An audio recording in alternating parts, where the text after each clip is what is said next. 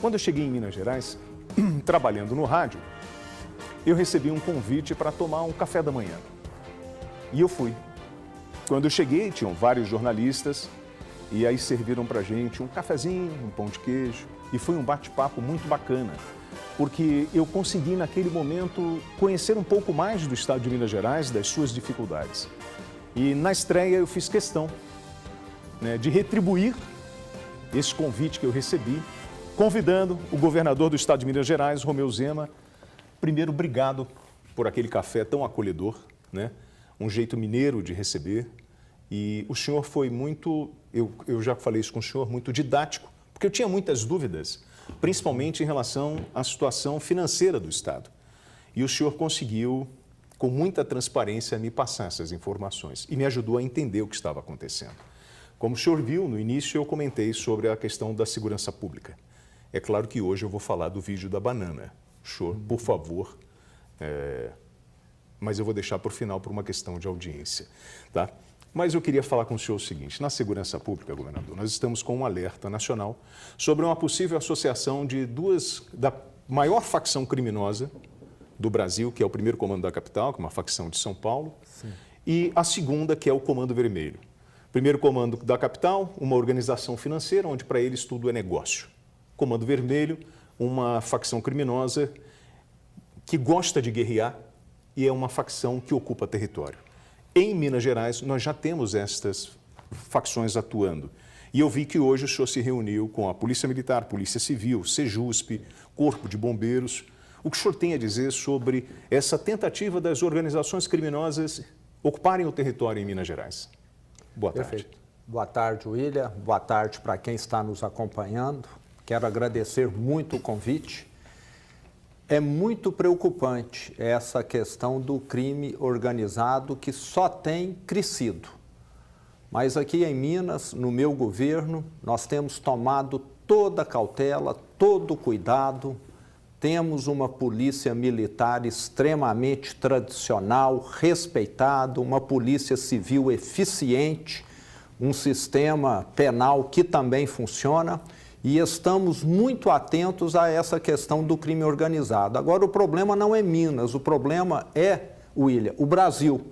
Enquanto não tivermos mudanças na legislação, e não é essa que foi proposta, infelizmente, pelo Ministério da Justiça, nós não vamos resolver o problema da segurança pública no Brasil. Hoje, o custo de ser criminoso, William, é muito baixo. Nós temos aqui em Minas elementos criminosos que já roubaram, furtaram mais de 70 celulares, devem estar roubando algum agora, vão ficar presos uma noite e vão ser soltos amanhã. Enquanto a legislação não tiver alteração para tratar casos como esse, nós não vamos avançar. É uma escola de criminosos. E temos problemas sérios hoje também com relação à abordagem que os policiais fazem. Se ele aborda alguém que tem a característica X, William, amanhã ele vai ser tratado como X-fóbico, porque abordou alguém que tem aquelas características, responder processo. O policial precisa ter liberdade de atuação, ele representa a lei, ele está do lado da população. E bandido é que tem de dar explicação. Aqui no Brasil nós estamos transformando no país onde o policial tem medo de atuar.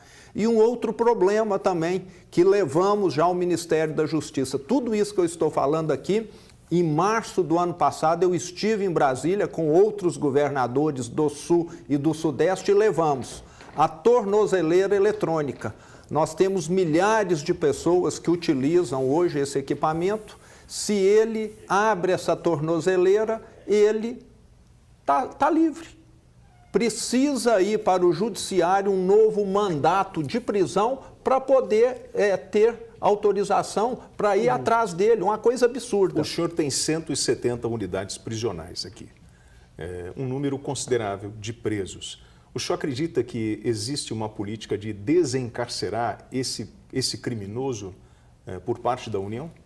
Tem. Nós precisamos manter encarcerado principalmente aqueles que cometeram delitos que colocaram a vida de alguém em perigo.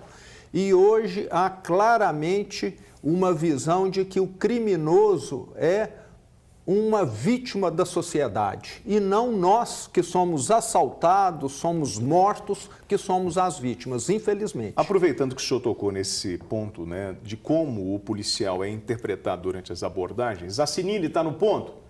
Nossa colega da Rádio Band News está no ponto? Coloca no ponto a Sinine, porque a Sinine, ela gravou uma pergunta e eu gostaria de... Tá pronta? Então roda aí, por favor. Boa tarde, governador. Meu nome é Maria Fernanda Sinine, eu sou da Rádio Band News FM. A minha pergunta para o senhor é sobre o uso das câmeras corporais nas fardas dos policiais militares. Recentemente, o Ministério Público entrou com uma ação civil pública questionando o uso desses equipamentos. O Estado adquiriu pouco mais de 1.000 câmeras corporais em 2021. E segundo essa ação do Ministério Público, essas câmeras não estariam sendo usadas em sua plenitude.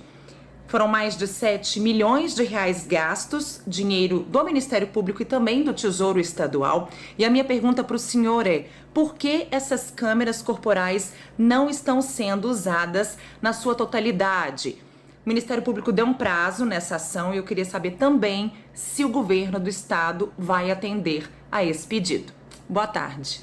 Um prazo de 2 anos, inclusive com multa de 50 mil para o comandante da Polícia Militar, não é isso? Exato. E aí, governador, a polêmica das câmeras nos uniformes dos policiais, o senhor é contra ou o senhor é a favor? Bom, primeiro eu quero deixar claro que eu sou a favor de toda ação que traz mais transparência. Agora, William, a questão da Câmara tem uma série de pontos sensíveis. Se o policial está numa ação, filma menores, como que vai ser tratada essa questão? O menor pode ou não aparecer no filme? Policial aborda alguém e pergunta para onde foi o criminoso. Esse criminoso, se aparecer no vídeo, amanhã pode ser procurado por quem estava fugindo. Então, tem uma série de pontos que são necessários ver. O policial tem o momento dele de tomar o café, de ter ali uma conversa com um amigo no intervalo. A câmera vai estar funcionando e gravando tudo, até a intimidade dele, ela vai invadir a vida pessoal dele. Então, uma série de questões apareceram quando as câmeras começaram a ser implementadas e nós temos de tratar. E a Polícia Militar está tratando disso. O nosso comandante, Coronel Frederico Ottoni, tem ciência disso e o processo está avançando. E o que nós queremos é que o policial tenha esse equipamento funcionando até para que ele haja com mais segurança, que a segurança seja dele e não para um criminoso amanhã perseguir alguém que deu uma informação, como eu falei agora. Governador, sobre esses investimentos na Polícia Militar, eu conversei com o Coronel Frederico e ele falou sobre um novo modelo de patrulhamento, né, em Minas Gerais, com uma presença mais ostensiva. O senhor fez agora a entrega de novas viaturas. Inclusive por que o senhor mudou a cor da viatura? Que estudo foi esse? Porque agora ela é marrom e preta, não é isso? Isso. Ela era branquinha. Por que mudou, governador?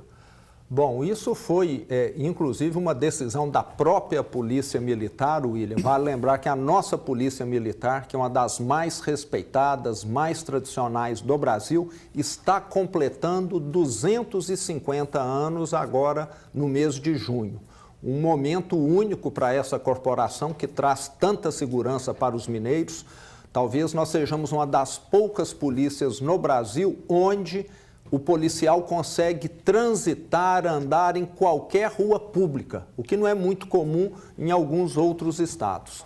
E a polícia, até para ter veículos que tenham a mesma cor, as mesmas características do uniforme, que já é tradicionalíssimo, optou por estar levando adiante essa mudança na cor da frota. E quero ressaltar aqui um ponto importante: não haverá nenhum custo adicional. A frota mudará à medida que os carros forem sendo trocados. nós não vamos repintar, nós não teremos nenhum investimento. E é uma cor mais moderna, segundo os estudos que foram feitos, que a cor que vai ajudar na identificação do veículo policial, que vai se destacar mais do que a cor branca que era utilizada. Então, tudo feito baseado em ciência, em estudo, não foi algo que se tirou da cartola, vamos mudar a cor, não. Muito embasado o estudo. Mas o senhor encontra resistência em alguns sindicatos, inclusive o Maracanã está aí. O Maracanã vai participar com a gente, o apresentador oficial do Brasil Urgente Minas, que agora está na hora do almoço, que é o Band Cidade. O Maracanã tem uma pergunta para o senhor. Roda aí. Governador Romeu Zema, a gente esteve ontem na corrida, o senhor é atleta de ponta. Deus te abençoe.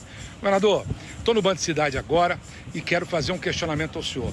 O seu serviço de inteligência é sabedor de que há um movimento aí das forças de segurança para uma espécie de manifestação salutar, de reclamação sobre as perdas inflacionárias e que o senhor não tem uma conversação direta com os mesmos. O senhor pode explicar um pouquinho isso? O senhor pode explicar o porquê da falta da comunicação direta, objetiva, chamar essa galera lá na cidade administrativa para uma conversa? E, detalhe, eu sei que o senhor está pagando a turma em dia, mas o funcionalismo público está perguntando sobre um provável aumento de salário. Não acha ruim o meu questionamento, a minha pergunta, não? Grande abraço para você. WT, sucesso aí. Irmão, dá para aumentar o salário do servidor? Você ainda tem aquele plano de terceirização de algumas áreas? Por exemplo, a turma que está no atendimento, esse é um modelo que ainda o senhor pensa em aplicar isso? Sim, William. Nós temos hoje já funcionando no Corpo de Bombeiros, na Polícia Militar, que são instituições militares, um processo de contratarmos civis para poder desempenhar alguns serviços técnicos, como atendimento telefônico em algumas situações, sim, como alguém que fica na recepção, como alguém que é motorista, como alguém que é mecânico. No passado, nós tínhamos pessoas com formação militar que acabavam ficando subutilizadas, porque têm capacidade de desempenhar algo muito melhor e custavam muito mais caro para a instituição. Então, essa migração tem sido feita, ainda é pequena, mas já traz... E essa resistência com essa manifestação que está para acontecer? Então, William, eu quero dizer aqui que nós, nesses 6 anos de gestão, fizemos avanços. Os militares, as forças de segurança foram a categoria que mais recebeu aumentos na minha gestão. E nós estamos, nesse momento, em tratativas, analisando junto com o comandante, com a nossa delegada-chefe, a doutora Letícia, aquilo que podemos fazer para atendermos, sim, o pleito.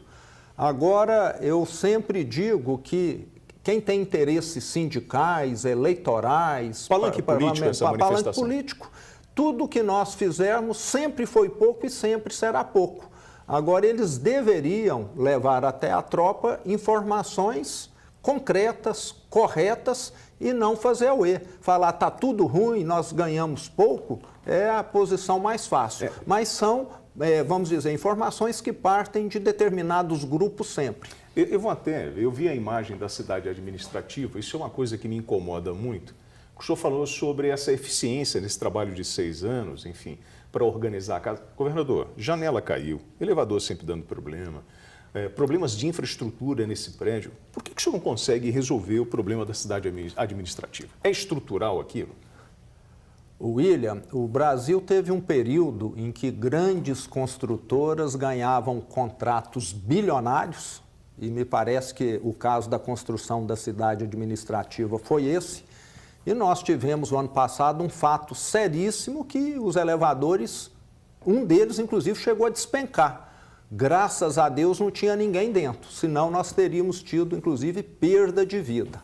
E foi detectado que a construção não foi feita de acordo com o projeto. Então, estamos, nesse momento, até processando quem executou esses trabalhos para termos ressarcimento. é uma construção onde a execução não foi de acordo com o manual das boas práticas. E um prédio relativamente novo, que tem 13, 14 anos, está dando mais defeitos do que um prédio que tem 50, 70 anos. Esse é o problema. Mas serão processados. Tem inquérito aberto já. Deixa eu falar sobre isso, sobre esse processo, esse inquérito. O vice-governador Matheus Simões, ele disse que o responsável por isso tinha que ser preso. Aí eu pergunto ao senhor, quem é o responsável pela obra? Então, no setor público, William, fica tudo difícil. Você contrata uma construtora que ganhou a licitação, ela subcontrata um prestador de serviço, mas eu entendo que o contratado pelo Estado é que responde. Nós estamos acionando aquele que foi contratado. Se ele contratou alguém, subempreitou a instalação dos elevadores, é um problema dele que não acompanhou a instalação adequadamente. Então, estamos processando, fazendo o máximo. Inclusive, somos o único governo em Minas que já tivemos mais de 400 milhões em acordo de leniência, provando, inclusive, que construções foram superfaturadas no passado aqui no Estado. Era gente que estava lá para ganhar dinheiro e não para executar bem o trabalho. Como é que o senhor pegou o Estado? Quebrado? Caótico, quebrado, falido. Os prefeitos sabem muito bem, William, como era a situação do Estado, porque nós tivemos lá em 2017 e 2018, antes da minha gestão, prefeitos que renunciaram em Minas, que suicidaram e que adoeceram, porque o Estado fez algo inédito, deixou de mandar para as prefeituras aquilo que elas têm direito. É igual alguém que trabalha aqui na Band, que deveria ganhar X, e amanhã a Band fala, não, vou te pagar só meio X. Foi isso que aquele governo que me antecedeu fez aqui, prefeituras que atrasaram o salário, funcionário público que não recebia 13º e assim por diante. Então, uma situação caótica, Minas não tinha nenhuma credibilidade e nós, eu tenho de deixar claro aqui, William, ainda temos uma situação difícil. Nós temos uma dívida monstruosa com a União, 165 bilhões, que só agora talvez venha a ter a solução definitiva com o Propag, que vai reduzir a taxa de juros cobrada. O senhor falou do Propag, né? Apesar de ser uma discussão política, eu acho que é importante a gente trazer isso aqui, porque o senhor, no primeiro momento, olha, bem-vindo o Propag. E depois falou assim, não, do jeito que está não está bom, em função dos vetos do presidente Lula. Para o povo entender, nós vamos para o Propag, vamos ficar no regime de recuperação fiscal. Nesse Propag, qual é a contrapartida? O senhor pretende entregar CEMIG, Copasa em contrapartida? O governo federal topa isso? Qual é a sua expectativa em relação a essa negociação da dívida? William, a dívida de Minas é antiga, é lá da época em que os bancos do Estado foram liquidados, o Benjo, o Crédito Real, a Minas Caixa, quem é mais velho vai lembrar desses nomes. Gerou-se uma dívida e de lá para cá, William, essa dívida teve taxas de juros absurdas. Eu falo que essa dívida é igual a alguém que vai assumir uma prestação da casa própria. Começa pagando 10% do salário, só que essa prestação sobe tanto e muito mais do que o salário, daqui a pouco está representando metade do salário e não 10%, inviabilizando a vida da pessoa. O que aconteceu em Minas foi exatamente isso. E para nós termos essa redução na taxa de juros, nós temos ou de pagar a União, ou ceder ativos para a União. Ativos são bens, ações de empresas que correspondam a pelo menos 20% da dívida. O Estado não tem dinheiro, mas nós temos ativos, as empresas estatais. Então, nós vamos ceder para a União diversos ativos dessas empresas, que são os mais representativos e que são necessários nesse momento, para que nós venhamos a ter uma redução na taxa de juros de IPCA mais 4%, que é cobrado hoje ao ano, 4%, para IPCA mais 1%. Aí sim, William, nós vamos ter a solução definitiva, porque enquanto a taxa de juros não cair, esse Estado não é viável, porque a receita não acompanha o aumento na prestação. Governador, na sua opinião, essa dívida já foi paga? Com toda certeza, se nós pegarmos os bilhões que já foram enviados para Brasília, essa dívida, se tivesse uma taxa de juros civilizada e fosse refeita a planilha, ela com certeza ou estaria quitada ou seria muito menor hoje. De forma resumida para o nosso ouvinte da Band News, da Band Minas, eu quero saber o seguinte: como é que isso vai mexer com a vida do povo, essa negociação? Porque, querendo ou não, nós estamos devendo 160 milhões de reais. Bilhões. Bilhões de reais. E a gente vai ter que pagar isso de alguma forma. Como é que vai interferir a vida de quem está assistindo a gente agora? Bom, o que eu quero deixar claro para o mineiro é que, com o Propag, William, a nossa vida deixará de ter imprevistos. Se nós tivermos o Propag aprovado, regulamentado lá em Brasília, e depois o Estado aderir, o que depende da nossa Assembleia Legislativa, mas estou confiante que os deputados também já enxergaram que é um plano viável, aí sim nós vamos ser um Estado que terá condição de pagar a prestação todo mês na data correta, o que não acontecia no passado, porque essa prestação subia mais do que a receita. Foi como eu disse, é alguém que assume um compromisso e o salário sobe menos do que o valor dessa prestação. Então, o Estado será um Estado viável. Quem herdar esse Estado, o próximo governador, William, vai herdar uma situação muito diferente da minha. Um Estado que vai estar caminhando sem aquele caos financeiro do passado. Bom, nós temos, você que ainda não segue, né, a Band Minas no Instagram, entre agora no nosso Instagram, nós recebemos várias perguntas, nós abrimos uma caixa de perguntas e a nossa produção separou. Qual é a pergunta que está aí para o governador? Olha aqui, governador, essa é a pergunta mais frequente ali, que é a seguinte: gostaria de saber quando ocorrerá a convocação dos excedentes da Polícia Penal de Minas Gerais. São mais de 200 perguntas. Esse concurso já encerrou? Existe a possibilidade de chamar essas pessoas ou de outros concursos para além da Polícia Penal? Sim. Com relação à Polícia Penal, William, nós já chamamos, no ano passado, 3.500 aprovados no concurso, que estão já em trabalho. E, de acordo com a necessidade, nós temos novos presídios em construção em Minas, vamos precisar de mais agentes penitenciários, serão chamados de acordo com essa necessidade. Então, não temos ainda nenhuma previsão, mas eu quero salientar que já contratamos, reforçamos o quadro em 3.500. Vou fazer uma pergunta para o senhor. O senhor comeu a banana mesmo? Comi. O senhor comeu? A casca... Eu vou mostrar. Tem a imagem do governador? Roda aí, por favor. Banana com casca ontem. Que fique. E hoje eu estou aqui aprendendo algumas receitas para não desperdiçar e aproveitar aqui a casca da banana. Sabe quando você escorrega na casca e não sabe de onde ela veio? É isso que o governo do PT está fazendo. E todos nós estamos caindo. O preço da comida está aí, só sobe e o presidente vem falar para a gente parar de comprar. Vê se tem cabimento uma coisa dessa. A história que nós estamos vendo acontecer no Brasil já aconteceu aqui em Minas no passado. Políticos de... Bom, vamos lá. Governador, foi uma provocação ao governo federal.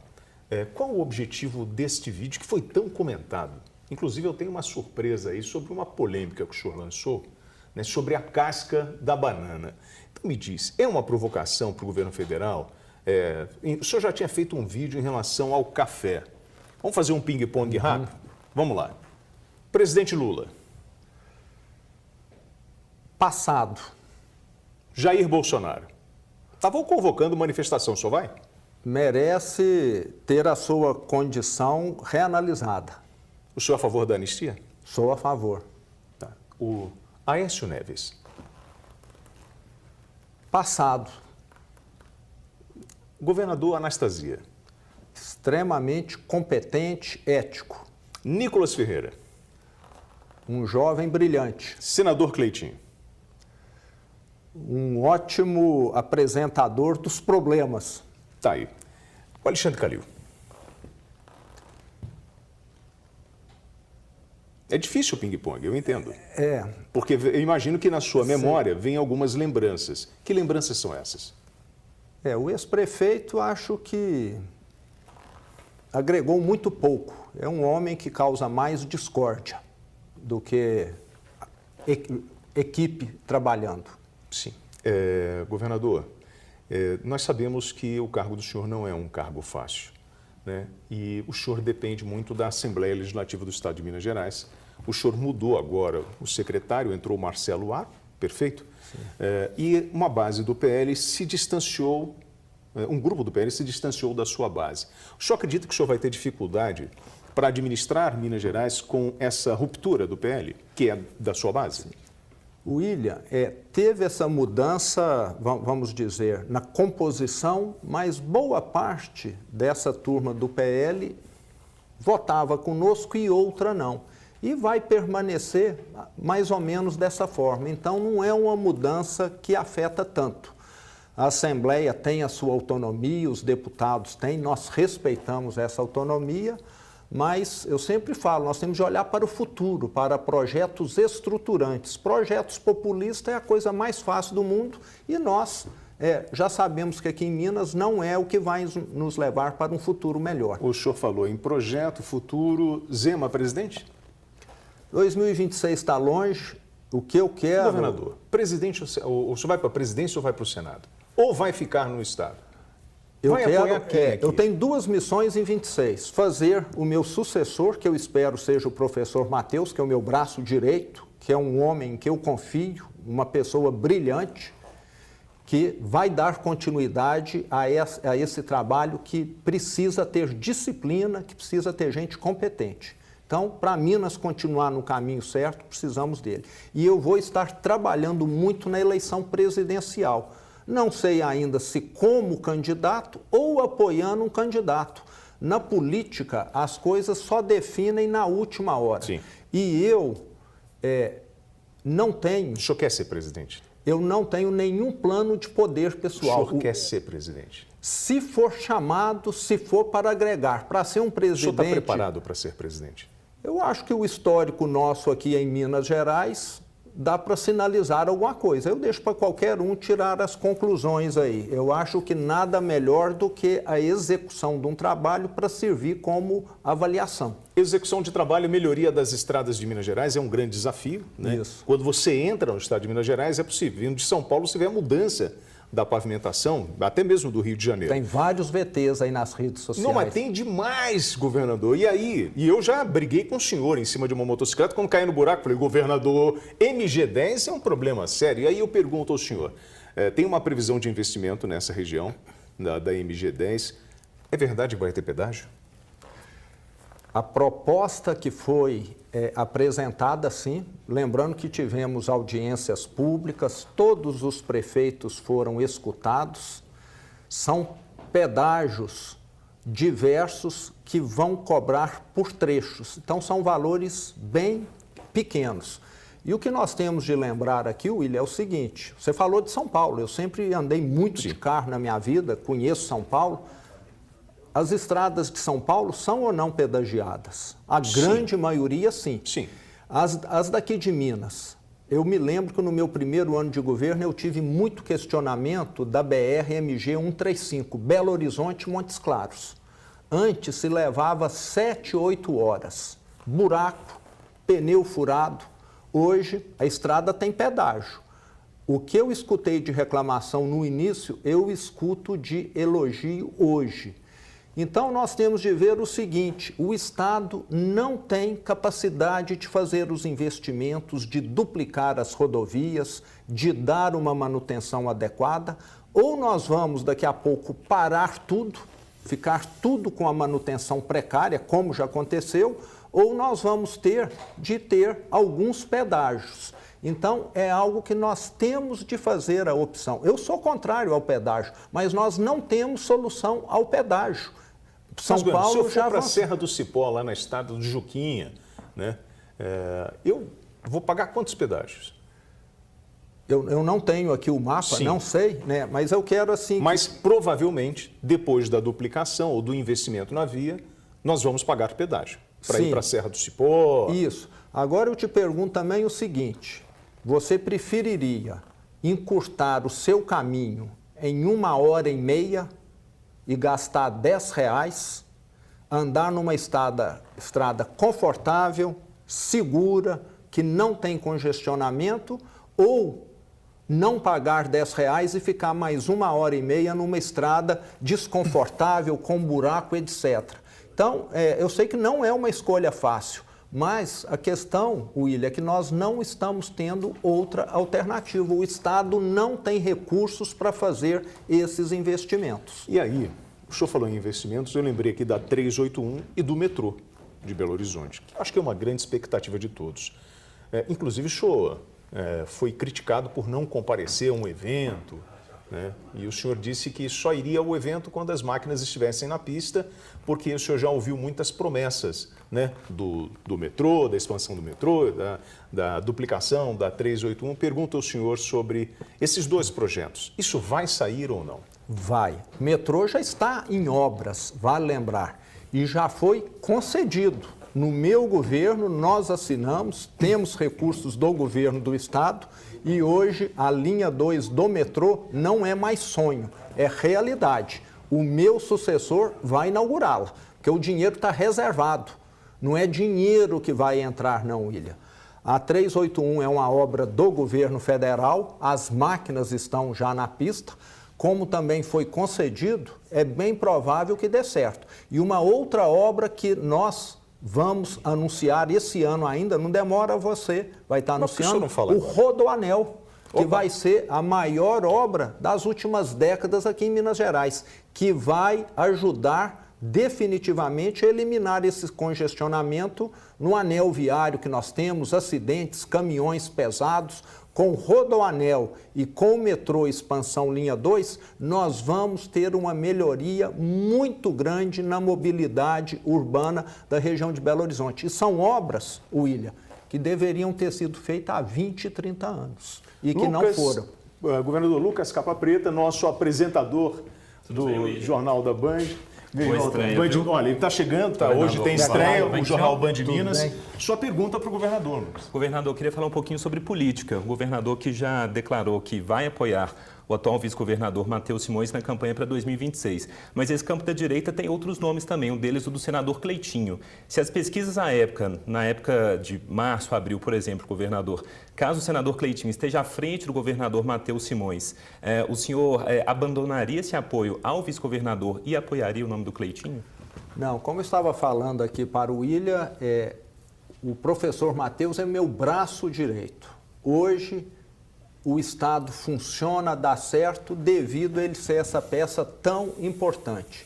E eu tenho convicção que ele é o melhor nome. Pode até ser, né, que outro nome venha a ter alguma avaliação, etc.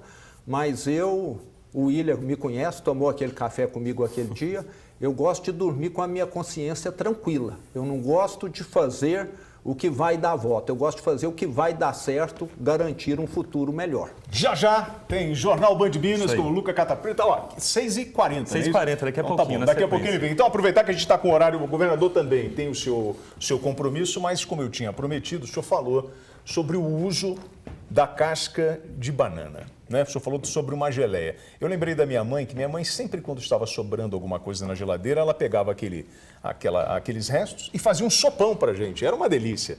Mas será que essa receita funciona? Acompanha comigo aqui, governador. Ei, William Travassos, seja bem-vindo à nossa Band.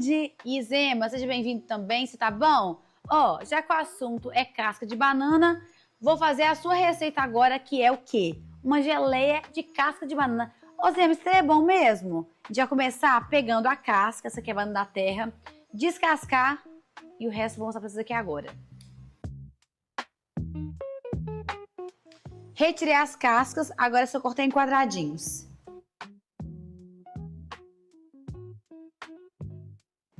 Casca de banana, água e agora um suquinho de limão, tá? De um limãozinho, pode ser o siciliano ou Tahiti mesmo. Ó, depois de uns 20 minutinhos, tá cozido. Agora é só processar no multiprocessador ou liquidificador da sua casa mesmo. E depois voltar aqui com o nosso açúcar. Ó, batido, virou uma polpa mesmo. E tem muito cheiro de banana, gente. Agora eu vou colocar açúcar. Ô, Zema, tô achando que isso vai ficar bom, tá? Meu amigo aí, o Will Travasso, tô achando que vai dar certo. Agora é só colocar açúcar e vamos cozinhar até dar ponto de geleia.